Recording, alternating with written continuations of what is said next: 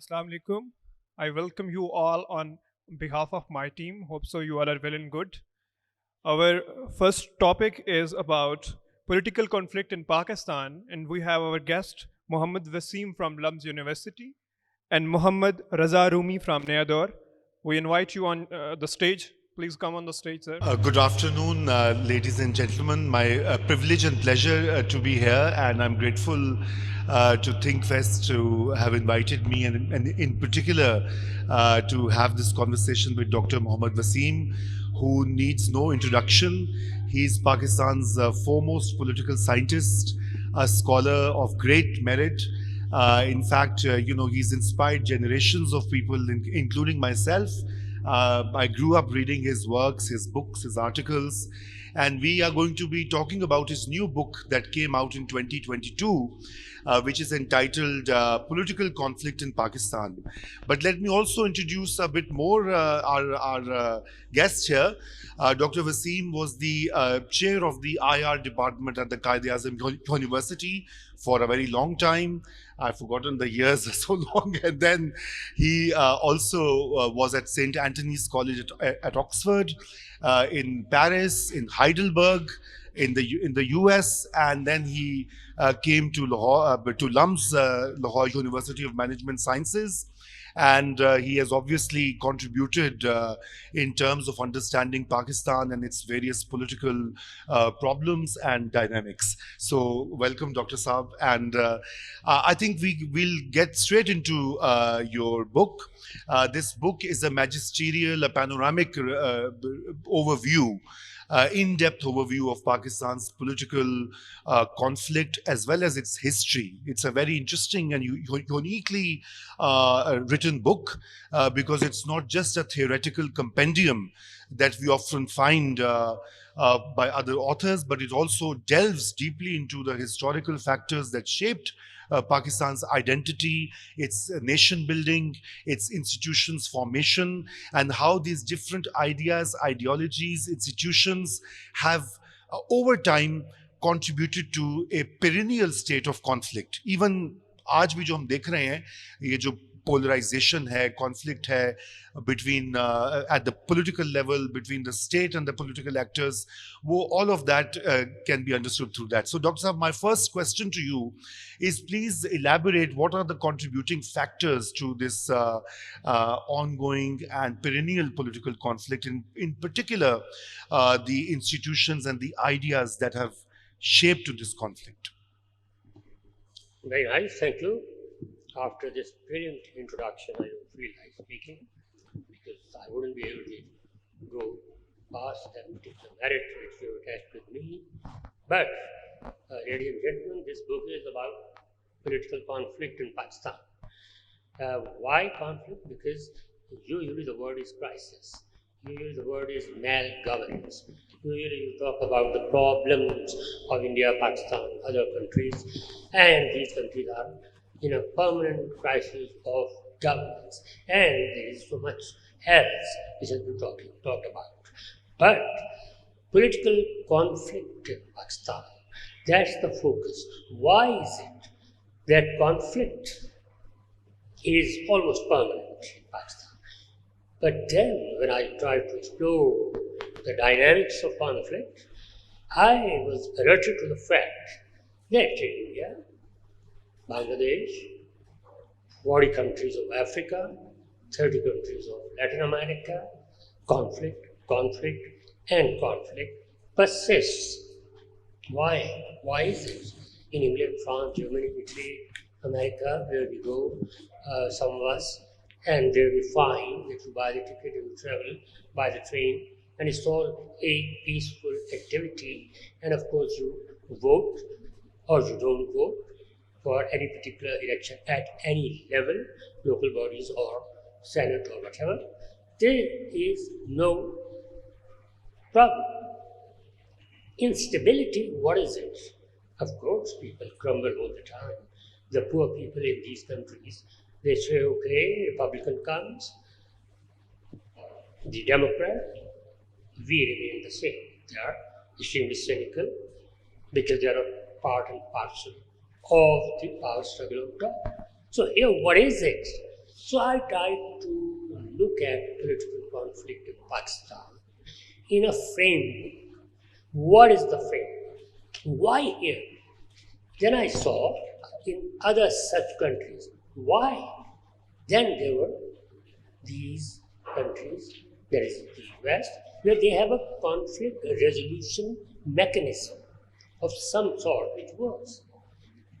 And of course, in very underdeveloped countries, traditional societies, Gulf states, for example, Bahrain, Kuwait, others, they have some kind of a conflict resolution mechanism. So you don't see that kind of instability which you see in our part of the world. So what is it? Then I started looking at countries which belong to the category where we belong to, post-colonial states. We are a post-colonial state. And there was the rule of a modern imperialist power which transplanted institutions and laws from Europe to this land, into this land, and into 20, 30, 40, 50 lands of Asia and Africa and other countries, other continents. So here, what do we see? That transplantation was incomplete. Colonial state was a limited instrumentality. It didn't go deep into that structure which was called society in some senses, but in other senses it did. So what is the post-colonial state? Modern state, traditional society, customary law these days here, Islamic laws in India, Hinduization of philosophy and law and whatever is happening. Tradition is trying to encroach upon modernity. So, for 100 years under colonialism, there was the modernity taking up, encroaching upon tradition. Then Gandhi and others, the leaders in so many countries of the third world, particularly post-colonial states, they then mobilized the societies in terms of their traditions, religions, histories, civilizational dynamics, and then the British or French and others. They withdrew, the newly mobilized leaders and public, they took charge of the state. Now there is a conflict. The millions who are there in Pakistan, they follow their customary law, increasingly Islamic law, increasingly some kind of a deviation from what was the written state in English. Constitution is remote from their mind, from their heart, and they continue to live life accordingly. So there was a tussle between the modernists and the traditionalists. 3 generations conflict. Then this colonial state was a collection of 3 state apparatuses: army, bureaucracy, and judiciary. Then, those who took charge of these institutions before independence continue to take charge and continue to keep charge of these institutions even after. But the mobilized public started putting demands on the state, which state could not deliver on. So what's happening here is again the remote English-based state and the vernacular-speaking people out there who are demanding all the time. The redistributive mechanism is such that the elite captures all the plums and there is little which has to be redistributed to the masses. The conflict continues. So I therefore talk about the roots of this conflict in a particular model of the state. It doesn't have a conflict resolution mechanism. Like for example in England, there is parliament. Why was parliament invented in a way? Because people out on the streets, they were in conflict all the time. Then they disengaged the masses from the street and their representatives were supposed to sit in the parliament and their public representatives talk to each other to resolve conflicts. Nothing of the kind. Parliament is the weakest institution, far less powerful than the three state apparatuses that I've talked about. This is the way I try to solve where the conflict is coming from. That is uh, the distance from the design, I've labeled it, institutional design of the state and pragmatic practice. There's a huge difference between the two. And that's where Ji. conflict becomes very, very endemic. Yeah, that's right, the post-colonial state, and I'm glad you elaborated that. But Dr. Waseem, the state has also gone under transformation in the last 75 years. How far do you think it has? And also the fact that, the masses that you talk about, the traditional society, they also become part of the state through civil service, judiciary, through the police, and other mechanisms. So has that impacted, has that changed that nature of the traditional society versus the English speaking or English state that you mentioned? The state has a catchment area from where it recruits officers of the army and the civilian bureaucracy and the judiciary. That catchment area, that part of the society is the middle class. So there is a near monopoly of the middle class over higher education. 90%. In my university and in other universities, who are the people, the students? Are they from the working classes mainly? Hardly. One or two here and there, or the top, for example, the landed elite, they're not interested because they've got whatever income they can, which is unearned. So it is the middle class which has to exert to, in a way, winning some kind of an income. Here is the middle class, a dynamic section of the middle class. The landed and tribal elite, they were there when the British came and they were there when the British left. In 100 years, their role was translated into a legislative role. They were the ones who provided leadership, got elected into the assemblies, in the provincial and national assemblies, and therefore they were the ones who were, in a way, in scholarly terms, called collaborators. So they were considered collaborators turned into legislators for 100 years as the constitutional openings came up. On the other hand, the middle class is the very product of colonialism. English language, primary schools, high schools, universities, the institutions which were developed by the British and in other colonial societies by the colonial powers, and they were, in a way, the target group of the imperial power who shaped them, made them, developed them in their own image, and these were the ones who later became those who managed the state. They are the state managers. Who makes policy in Pakistan and India and Bangladesh and Sri Lanka?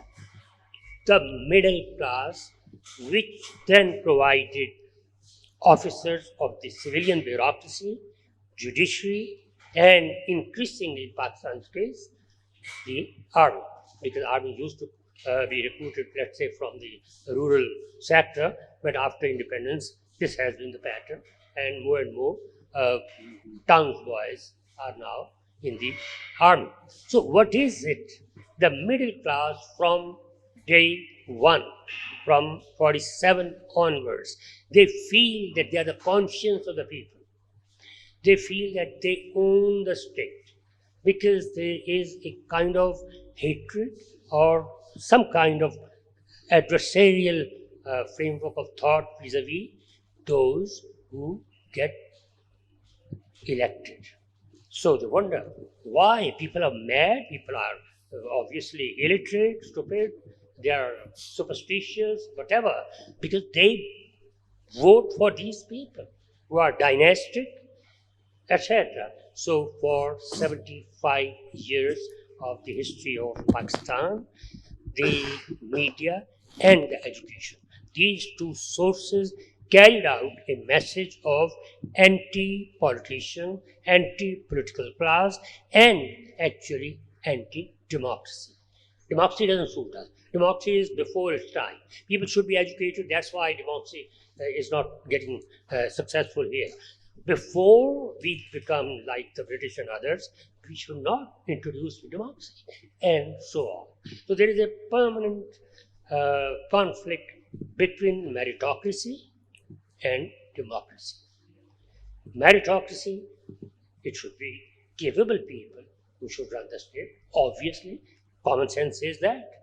And therefore, the capable people should be elected by the people. But here what happens, the Bengalis look at them, and the Sindhis and the others, they elect the most corrupt people. So there then comes the second aspect of it.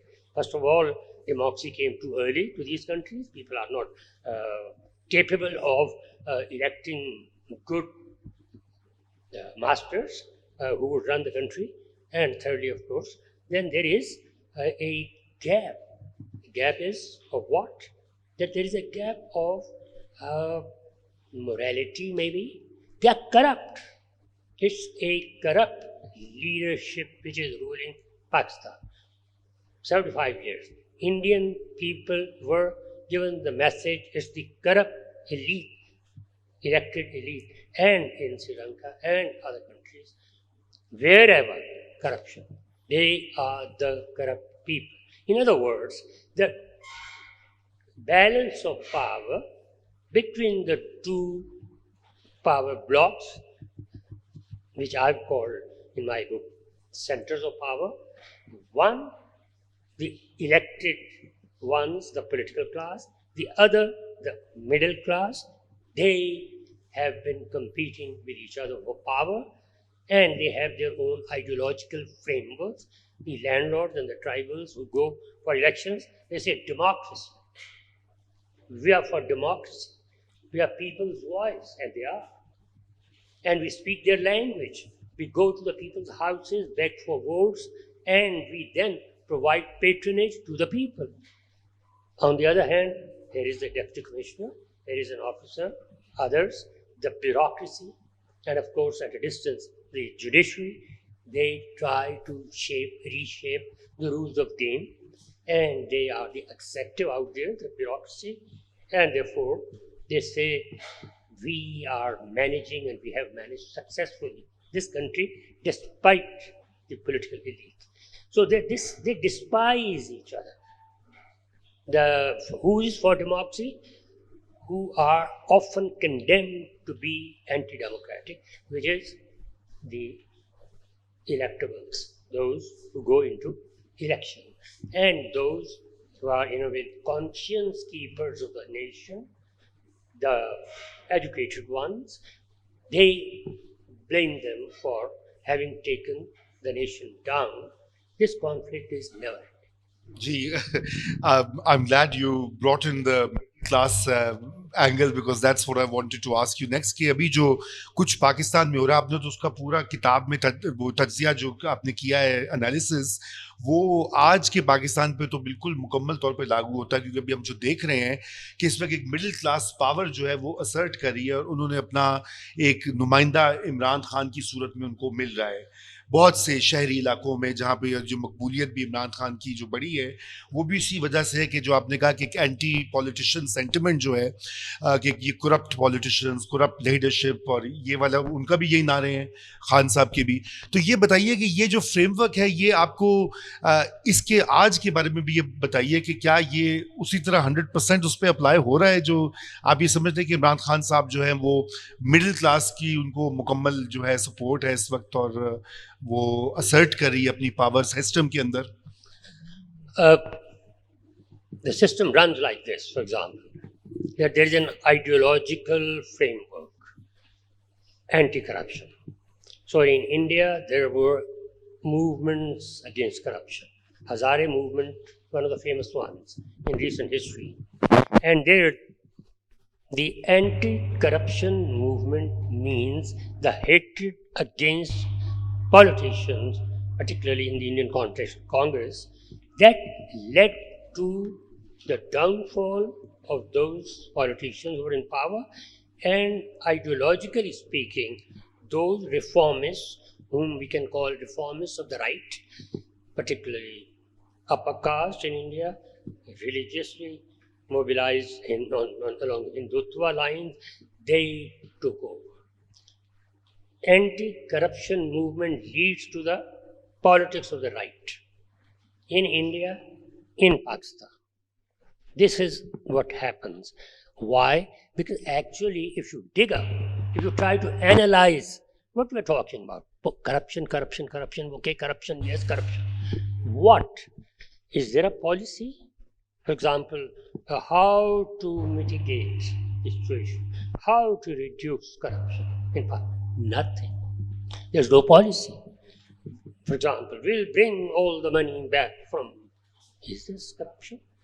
Go to the people, for example, corruption at the level of Patwari, Kanungo, Tehsildar, district courts, where there is quite a bit of discontent about the way local judiciary operates. Corruption, full of corruption. People live with it. Pay, get things done. Pay, and that's how Huntington, for example, he defined corruption in a positive way, that it actually lets the system run. Otherwise, it will be blocked. So, and there are other studies. So, Mahbub Haq, if you remember, 50 years back, he said, in this country, that is Pakistan, 32 billion rupees are siphoned off by the bureaucracy. Bureaucracy. In various phases of Pakistan's history, various groups and institutions have been blamed for corruption. But there is a recurrent theme that politicians are the most corrupt. So this theme, why is it persistent? Because the media and the education, there are two major sources of this particular onslaught on the image of politicians, and that is that the media is controlled by whom? The people who can read and write, the middle class. Educational textbooks are written by whom? The middle class, particularly those who are ideologically mobilized in one way or the other.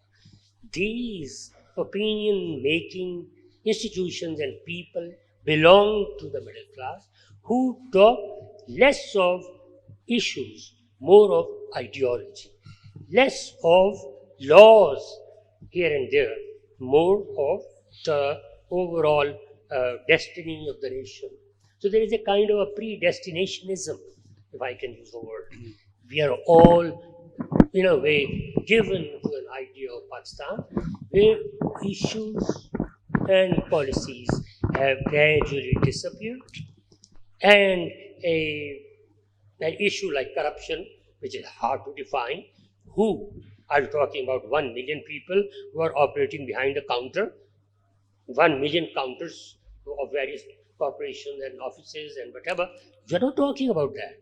The talk about corruption has taken two forms. One, that it is focused on a certain class, which is one party in the conflict, the political elite, by the middle class.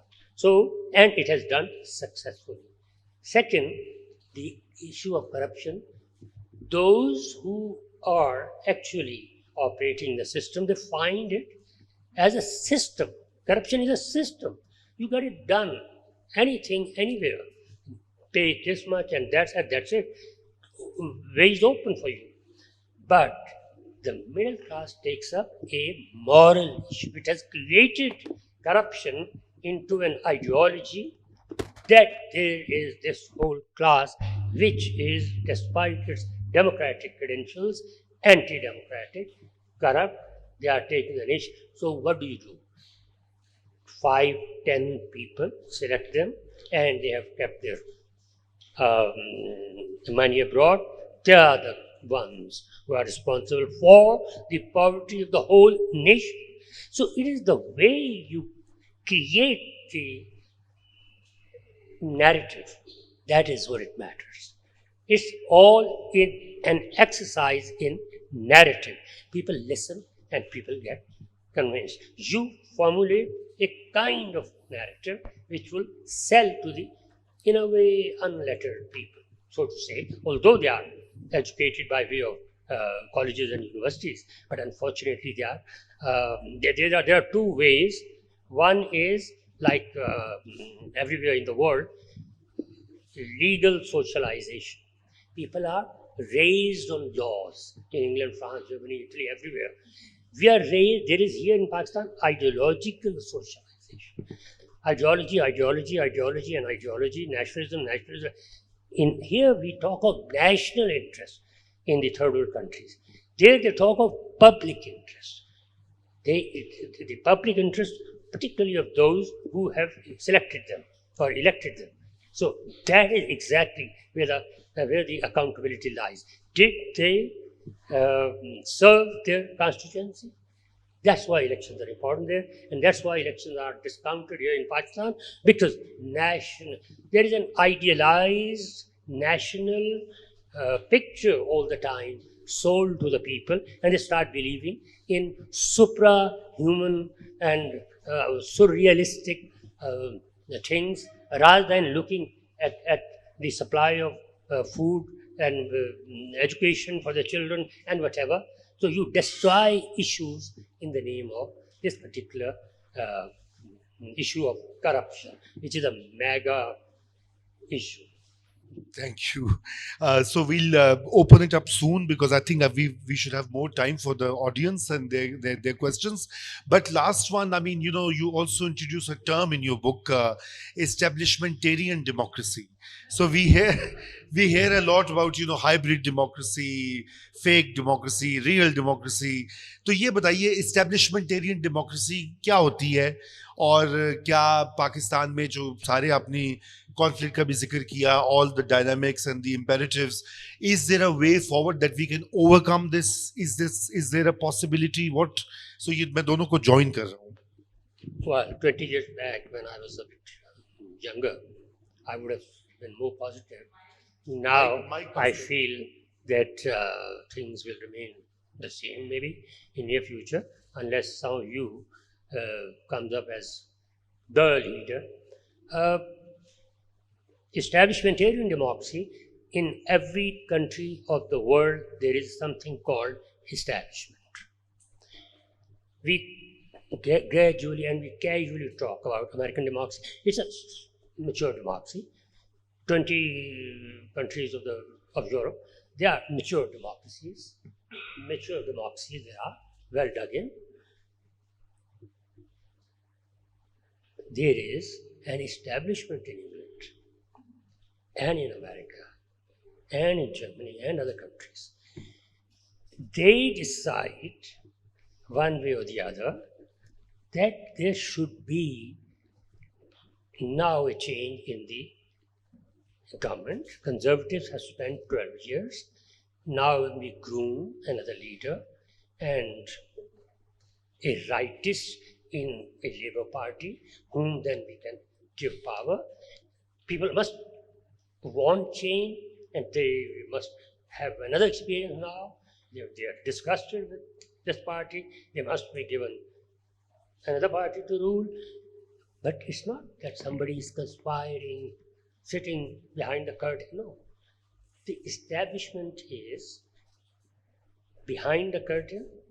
It's a loose conglomeration of the power wielders sitting at the chest, and they play on the chest. They are chess players. So here in Pakistan, like those establishments in other countries, military-led establishment has now become a household word. Everybody talks about establishment. Now, what does the establishment want? Have you talked to establishment? Establishment is known far better today than any other political party. How did it become so? Because the first 20 years, Pakistan's establishment was bureaucracy. civil bureaucracy, including 10 years of Ayub Khan, when 14 military officers, that is generals, had been co-opted into the state apparatus, but overall it was run under Ayub Khan bureaucratically. That was possible because there was a migrant elite which came from UP and Bombay and Calcutta and of course East Punjab, George Muhammad Ali. These were the people who ran the country. That's why I've discussed in my book that Pakistan was a migrant state. Here was Pakistan project conceived and operationalized and pursued by those who did not live in Pakistan areas of today. They came from India. They planned Pakistan. They led the project. They came and they took over. And they distrusted provincial leaderships. So Punjab government goes and frontier government goes and Sindh government collapses and Bengal government goes and of course whatever they could do in 1 to 2 years. The first 2 years they scrapped 5 governments. These supra-nationalists, these migrant state managers, and they continue to detest democracy.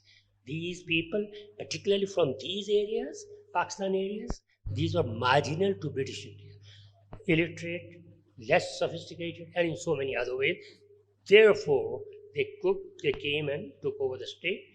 They became gradually the establishment because by way of population, the migrants were no more electable. So most of the sons and daughters of the Muhajir elite went for democracy. For bureaucracy. So bureaucrat, they were the higher bureaucracy was predominantly migrant. So the foreign service of Pakistan alone consisted of 55% Urdu speaking families. That was a study done in fact a PhD thesis in 1960, 66, 87 or 8. 3% Muhajirs, 55% in Pakistan foreign service alone, and in certain other ways also.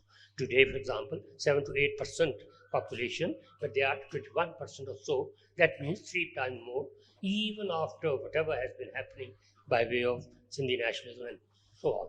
So, this establishment was, in a way, it gave place to military in 1970s and 80s, particularly 80s. So, for the last 50 years, it's the military-led establishment. Now, what does it do and why is it there in the first place? In India, establishment was even more powerful than in Pakistan. ICS, remember, there was a continuity of ICS in India, and there was a discontinuity of ICS here and there.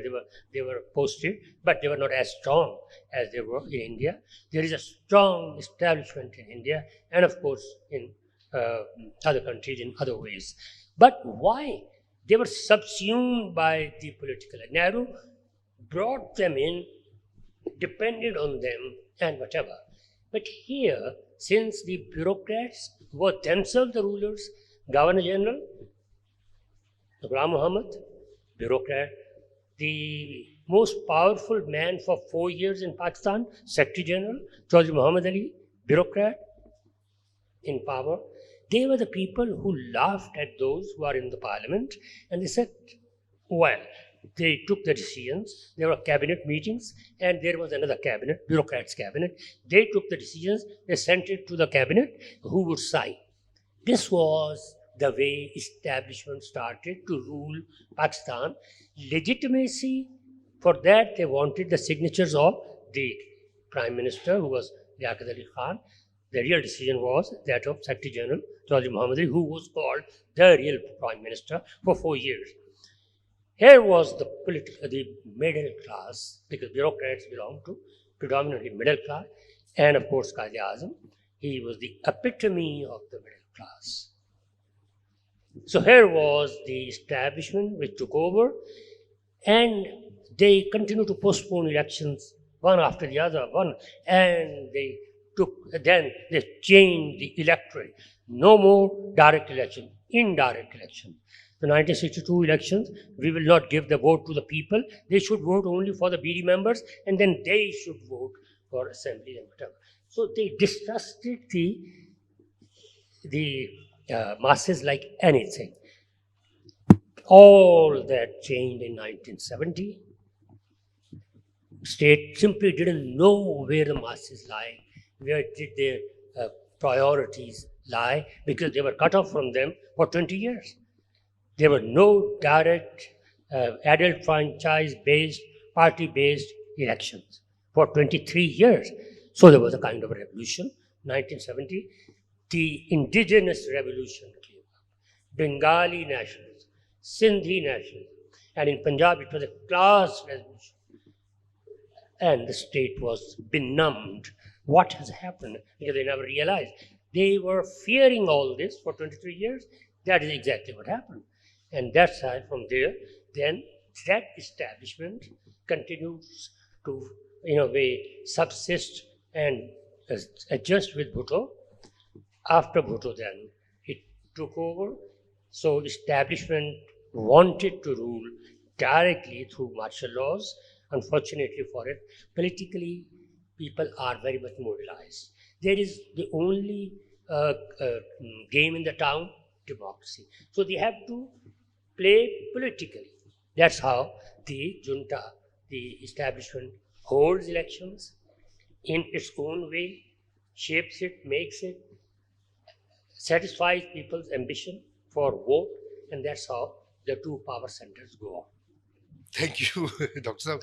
I think we'll open it up for Q&A because we should invite some questions or comments. There were many concepts that Dr. Waseem articulated in his answers, you know, the idea of a traditional society versus a modern state, the way middle class uses ideology as an instrument, the concept of establishmentarian democracy, and the perennial conflict between these different institutions and power centers that we're also witnessing today, as I tried to insert. Before we take the question from Waseem Saab, I just want to say, आपने migrants की बात की, तो I was reminded of John Elia's famous line, Aligarh के लौंडों की शरारत. तो वो बाद में आके उन्होंने establishment भी बन गए. जी, वसीम साहब. Ji, I'm also Waseem. So, just a small statement and a question. Any solutions, sir, at this point? बहुत अच्छी बात. आज आप भी करें. डॉक्टर साहब, मेरा नाम दीप है और ऑलमोस्ट सोल्यूशन वाला सवाल मैं भी पूछने वाली हूँ.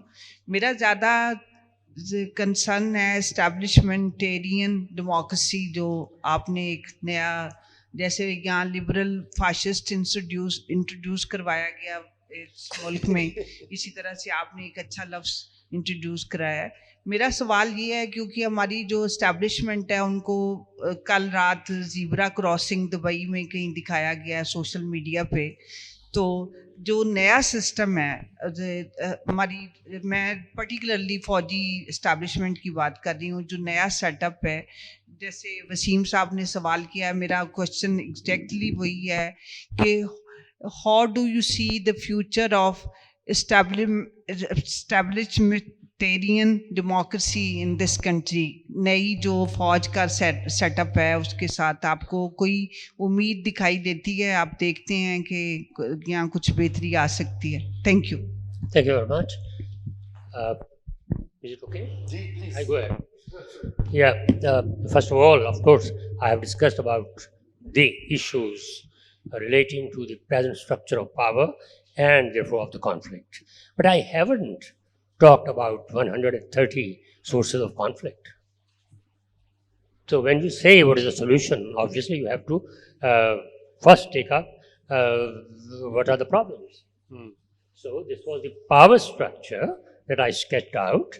This is how one elite dominates the other elite and of course the masses at large, and this is how we are constantly in a state of conflict. But there are 15 minutes left and I can conquer the world, I think. in this नहीं लेकिन I think doctor साहब ये अच्छा सवाल है जी फौजिया भी कभी सवाल है हाँ। लेकिन हाँ आप कहिए Make a very short comment. First of all, thank you very much. Thank you very much for doing this book. क्योंकि हमारे यहाँ हमारी हिस्ट्री पढ़ते नहीं हैं जो नौजवान लोग या जो बच्चे लोग अगली जनरेशन हैं, तो कभी कभी दिल करता है उनको ऐसे झंझोड़ झंझोड़ के बताओ कि हम कहाँ से गुजर के आए। मैंने कुछ जोड़ा कि नहीं? तो thank you very much for doing this. मैं तो इसको बिल्कुल अपने ट्रेजर्ड पीसेस में समझती हूँ क्योंकि बड़ी क्लियरली आपने बताए डायनामिक्स और सब कुछ। एंड आई विश कि a lot of institutionals, educational institutions would take it up as a course book. जी बहुत अच्छा आइडिया है उस पर भी बात करते हैं लेकिन डॉक्टर साहब ये सॉल्यूशन वाला जो मसला है ना जाहिर बात है कि आपने उसमें बहुत सी आपने एजुकेशन पे भी बात की है आपने उसके ऊपर जो तालीमी निज़ाम है हमारा उसका जिक्र किया है आपने इदारों का वो किया है तो अल्टीमेटली कहीं ना कहीं तो हमें ये भी सोचना होगा कि ये जो 75 साल का एक मर्ज है इसकी कोई ना कोई तो दवा कम से कम तलाश तो करें बनने में शायद वक्त लगता है लेकिन कोई उसके इंग्रेडिएंट्स अज्जा जो हैं वो मिले ताकि उसको घोट के या पीस के कोई गोली कोई चूरन बनाया जाए वैसे जो चूरन बहुत बिकता है पाकिस्तान में लेकिन मेरे वाला चूरन कड़वा है जरा। We have been going one way, but we need to go that way. We have taken a road which doesn't lead to what we want. And there lies the problem. We want to be as developed as the West. We want to be as powerful as the West. And we want to be politically stable as the West. But we are very far from stability, economic stability, political stability, whatever is happening.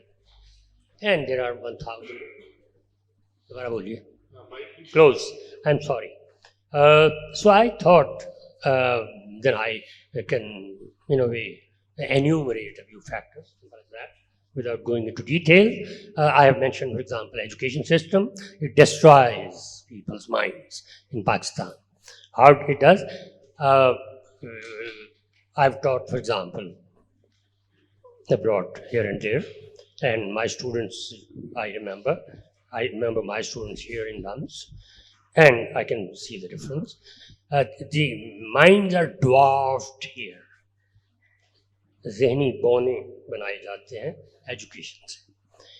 Their expansion horizontally is stopped. That is, the next country and the next country and the next culture and the next religion, Iran and India and Afghanistan. The world constrict the world. They should know the world. And then China and then the West and Latin America and African side, no. Dwarf horizontally, world history is nowhere on our curriculum. And comparative religion, nowhere. And 1,001 other dynamics of education which would expand the minds of the students to the globe, along with whatever it means by way of a variety of patterns of life. No, there is only one pattern of life, and that is this. And you must be committed to this. This is the morality, this is the idea, and that is your life. And this is your destiny, and that's it. So we have produced dwarfs in 70 years. Don't let them have a world view. And apart from horizontally being limited, they are vertically limited. History, forget it. 100 years history, 200 years ancient history, going back to 2,000 years, 5,000 years, geological times, no idea. And school students in England, for example, the way I saw the museum, in droves they would be taken to the Natural History Museum, and they saw the dinosaurs. When were they and then the solar system, and they're constantly bewildered by the age which they are told about the stars and about the solar system. These many billions of years, they say we are trying to grab and we are trying to understand these billions of years. Vertical growth, nowhere. We don't know the history of 100 years before. We have obliterated the memory of all the British rulers, and before that the Ranjit Singh, and before that the Mughals. Nothing remains, as if Pakistan has dropped out of the heavens like a bolt. That is what Pakistan is. You have cut the people from their surroundings in every sense of the word, and you give them the doses of nationalism, morality, good behavior. Okay, go ahead. You will continue to suffer, and you are suffering. Media, control over media under every government, Imran's government and PDM's government, and before Ayub's government, and whatever. Don't let them think freely. Control their mind. So this is and then, of course, the question again: what is the solution? Educationally, I can continue to talk. Media-wise, I can continue to talk. How to shape public mind. They make war as sacred. Make peace as sacred, not war. Go to England, go to France, go to other countries. They stopped talking about war as a sacred thing 100 years ago, after the Second World War. They are after peace. We are after war, and we have sanctified war. And we have to stop doing that. Don't go this way. There are 1,000 ways in which we are going that way. Actually, we have to go that way. So the whole direction of our thinking has to change, which means what? That there is a modernity crisis. There are modern countries of the world which dominate global civilization. We don't even want to learn how they dominate. We don't want to be modern like them. We don't even pursue that path through which they came to this particular position. We are introverted like hell, and we have chosen a certain way as if it would lead to some kind of modernity. For example, as I mentioned sometimes earlier with my friend, Ayub Khan was sick of this program. He said, I start this population program, family program, and ulama pledged to me, yes, they'll be with me. The moment they go out, they start talking against me. So, during the last 35 years, 20 years, I have seen those boards disappear. Bacche do hi achhe, no, nothing. Ideologically, you continue to be more and more religious. Policy-wise, you continue to go down and down. So now they're talking about 22 million. How many we are? 200 million, and then 300 million projected for 2030, and then there is 50 crore for 2050. How shall we feed them? No idea, because God will take care. Doctor Sahab, we have a few more questions. Shahzeb, ये Chicago से आए हैं, PhD student हैं, आपको सुनने के लिए, और फिर डॉक्टर तारिक रहमान, उनकी बात हम ये दोनों आपके सवाल लेकर इकट्ठे आपका जवाब I will not pay for the ticket. Ji If he has come there from हाँ, that he has far. come very far. So पहले शाहजेब को चांस दें. जी. I'm also doing a PhD in political science. So. Oh. So मेरा सवाल ये कि throughout your talk, you began with this imagination of state as autonomous and above traditional society, and then as you kept going on, at times it seemed like the state functioned almost as class rule, in a Marxist sense that the elite dominate the state and then it rules over us. So it seems that there's a shifting conception of the state and society distinction as you're going through your analysis. I was just wondering if you could talk about that more. How are you imagining the state and how are you imagining society? जी, और doctor Tariq का सवाल ये थे, वो कह रहे हैं कि शिफ्टिंग आपका analysis, as you were going through your analysis, there was a shifting notion of state and society. It was changing. ये भी, और फिर डॉक्टर तारिक रहमान साहब का सवाल है, और फिर हमारे ये बहुत सारे यंग दोस्त बैठे हैं, इनकी तरफ जाएंगे जो आजकल की हमारी यूथ है। जी, डॉक्टर तारिक रहमान, डॉक्टर तारिक रहमान भी यूथ है वैसे अच्छा, हमारे। उर्दू में सवाल करूं या एनी अंग्रेजी एनी में? लैंग्वेज जी, बिल्कुल। It's a little dangerous in English. Sir Urdu कीजिए फिर। अच्छा, नहीं, it's okay. ये भी देना आना चाहिए। I think I'll stick to English. Okay, okay. Basically, you have given the solution both in the book and otherwise. Return of the Native. Idea ये है कि the state, we have to become, the public also has to become more westernized, more liberal humanist. They have to pick up the same ideas. उनके जो अपने ideas हैं, return of the native वाली जो चीजें लोग कहते हैं, they going towards Islamization or their culture, etc. That is the one which brings this perpetual conflict into play. Lihaza, yes, peace with India and westernization, उनके से ये conflict कम हो जाएगा। ये जो आप education की बात है वो वही है। Education in the real sense, that means liberal humanist education. तो ये सवाल क्या है, तर्जुमा है आपकी किताब का। Yeah, state. Shifting narrative वो जो है There is of course analysis. the Marxist view of the state, classical one, the managing committee for the bourgeoisie, and then the new left, which has talked about the relative autonomy of the state, Hamza Alavi onwards, and in fact there are others who talk about the potential autonomy of the state, distinct autonomy of the state, and vis-a-vis the classes. And of course, that pertains, that applies to these states, where states are relatively autonomous vis-a-vis all the states, all the classes, particularly in the third world countries. So Hamza Alavi, in a way, and others, they've been writing about it, and I have critiqued it in one sense, that they talk about the state as a controlling mechanism. They are the ones who run the country. I have followed the other framework where they say that the state is one of the social contenders for power. So in the society out there, state is one. There are private companies and there are the states companies. Private media and there is PTV.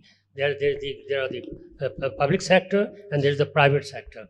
There are all kinds of political actors operating there. There are opposition parties, die-hard leftist, ethno-regional parties, and there are these three mainstream parties. They look towards the establishment. Please, neutral na ho jana, hame kuch do. So they are there. So they want to play the game of the establishment. All three of them, and so on.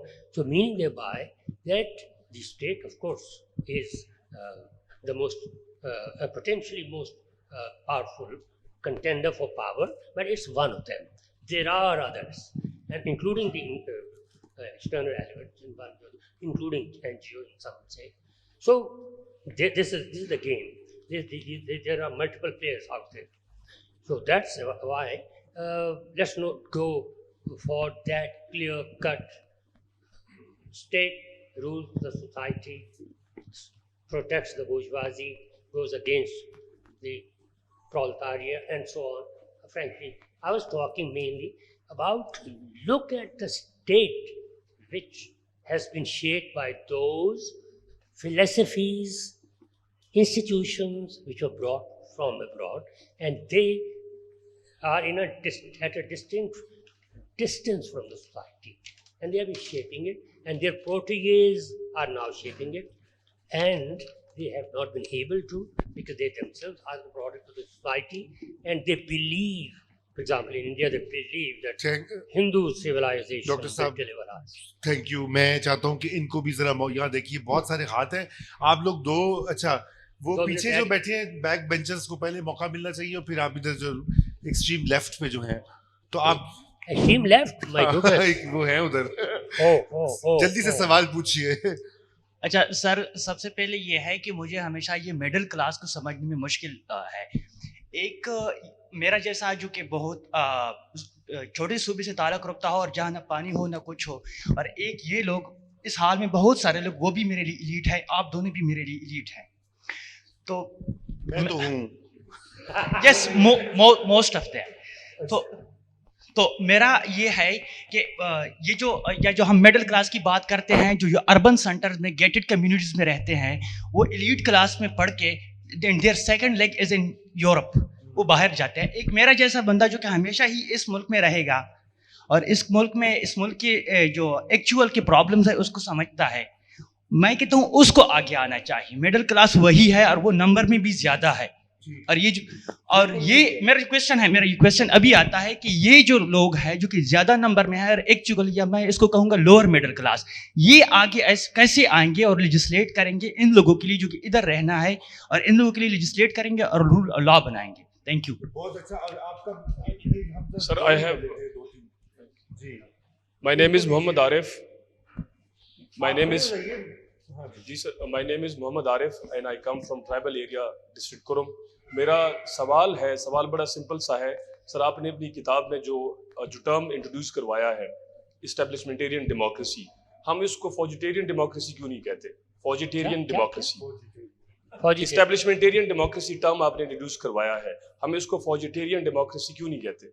Indirect हमारी approach नहीं है, direct एक institution involve है, उसके footprints हैं, पूरी हमारी जो 75 ईयर हिस्ट्री है.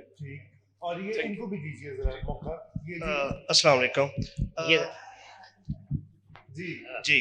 अच्छा, प्रोफेशनली तो मैं एक इंजीनियर हूँ, लेकिन जो मेरा क्वेश्चन है सर से कि ये हमारा जो इमेच्योर पॉलिटिकल सिस्टम है, आप मतलब क्या समझते हैं कि हमारा पॉलिटिकल सिस्टम इमेच्योर है जिसकी वजह से बार बार मिलिट्री इंटरवेंशन होती है, या ये मिलिट्री इंटरवेंशन है जो हमारे पॉलिटिकल सिस्टम को मैच्योर नहीं होने देती? और दूसरा ये, आप रोड मैप क्या सजेस्ट करते हैं, और स्पेसिफिकली उन ये जिस तरह स्मॉल टाउन्स या रिमोट एरियाज जो जहाँ से 70% हमारी जो इलेक्टेबल्स हैं जहाँ से बिलोंग करते हैं, तो उनके लिए क्या रोड मैप सजेस्ट करते हैं? क्योंकि यहाँ की यूथ जो है वो तो एक एजुकेशनली अपने आप को माइंडसेट अपना इम्प्रूव कर लेगी, और वो जो है इस तरह की डिस्कशंस हों उसमें पार्टिसिपेट करते हैं, लेकिन वो लोग जिनका इस तरह के जो है एक गैदरिंग्स में आना जाना नहीं होता, और वो मेन ग्रास रूट लेवल पे जो प्रॉब्लम्स हैं वो फेस कर रहे हैं, उनको हम किस तरह एजुकेट कर सकते हैं, जो अक्सर जो है पार्लियामेंट्स में आ गया जी. पहला तो जी वो उन्होंने जो कहा कि जो हमारे दोस्त का सवाल था कि लोग, आपने जो मिडिल क्लास को आपने जो डिफाइन किया है वो उसकी कंसेप्चुअल,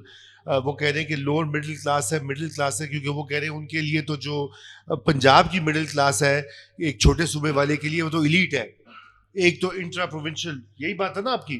तो और वो कह रहे हैं कि वो किस तरह से लेजिस्लेट कर सकते हैं मुख्तलिफ तबकात के लिए. उन्होंने कहा कि जी आपने एस्टेब्लिशमेंटेरियन क्यों नहीं कहा, आपने फौजिटेरियन क्यों नहीं कहा, और इन्होंने कहा कि जी किस तरह से पॉलिटिकल सिस्टम में आर्मी की इंटरवेंशन जो है वो मैच्योर नहीं होने देती, या इमेच्योरिटी की वजह से आती है? इमेच्योरिटी की वजह से आर्मी आती है, आर्मी फर्दर इमेच्योर करके जाती है. आपके दोनों सवाल जो थे उनके दोनों रुझान एक ही.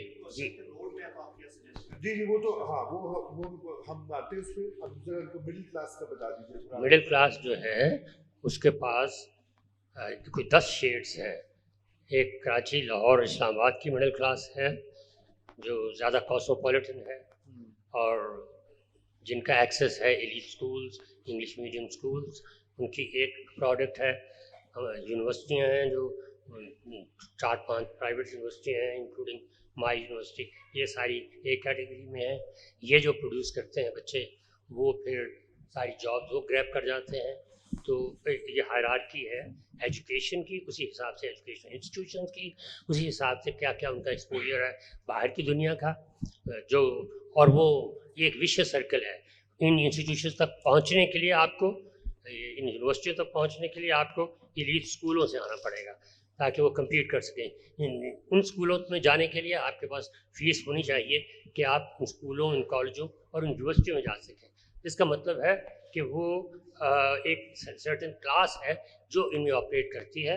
वो क्लास ही, इसको कहें कि ये उस क्लास का एक निज़ाम है आपको डोमिनेट करने का, वो चल रहा है. इसलिए आप कह रहे हैं कि कैसे करें, जो डोमिनेट कर रहे हैं उनसे तो आप पूछ रहे हैं अभी कैसे हम आएंगे ऊपर, वो तो नहीं आपको आने देंगे. वो तो ये तो सिटीजन जो है वो तो अपनी स्ट्रगल खुद करता है. तो इंग्लैंड में, अमेरिका में, दूसरे मुल्कों में दे केम अप, they struggled. हमारे यहाँ forces, these struggled, these poorer masses, low middle class, others, they are nowhere, and they are not mobilized along the real issues. That's why your textbooks teach you morality, religion, anti-Indianism, anti-Americanism, वो issues जिनका हमारी media से कोई ताल्लुक नहीं, आपको वहीं रोकने के लिए जहाँ आप हैं. अच्छा जी, उनका भी वो बता दें कि आपने उसको क्यों establishmentarian क्यों Establishment is a very comprehensive word. The point is that all the eggs you should not put in one basket. Army सब कुछ नहीं है यहाँ पे. There is a word used, hegemony. Military hegemony है नहीं है, अब बहुत question हो रहा है.